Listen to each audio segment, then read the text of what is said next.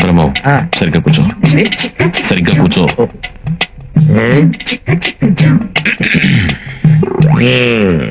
పెళ్లి కూతుర్ని పిలిపించమంటావా? పిలిపించమంటాడు బాబా, అందుకే వచ్చింది. పిలిపించు. అమ్మాయిని ఒకసారి పిలిపించండి. కూర్చోండి, పిల్ల తండ్రి నేను ఉన్నానుగా, పిలుస్తాను. అమ్మా, రాజన్న వచ్చినాడు, పెళ్లి కొడుకు రాంబ్రహ్మ వచ్చినాడు, వాళ్ళ సైడ్ బంధువులు అందరూ వచ్చినారు.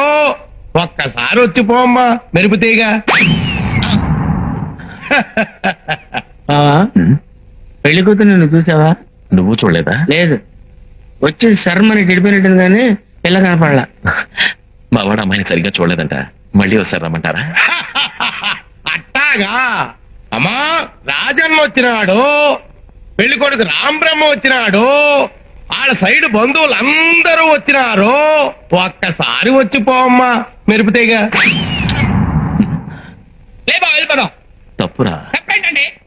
ఇందాక నేను చీర కనపడింది, ఇప్పుడు అసలు ఏమీ కనపడలా. ఏమి చూడకుండా పెళ్లి చేసుకుంటావా? పిల్లకి కొంచెం సిగ్గెక్కువ, తుర్రుమంటది, అందుకే మెరుపుతీగని పేరు పెట్టిన. మీరు ఏ పేరు పెట్టుకుంటే మాకెందుకండి? పెళ్లి చూపుల తర్వాత ఆ పిల్ల ఎదురుగా కూర్చొని నేను కూర్చొని లుక్స్ మాత్రం మాట్లాడుకోవాలి కదా. అసలు పెళ్లి చూపులకు వచ్చావా, మొన్న ఇంట్లో పరుగు పందెం చుట్టానికి వచ్చావా? బ్రహ్మం అరవకు.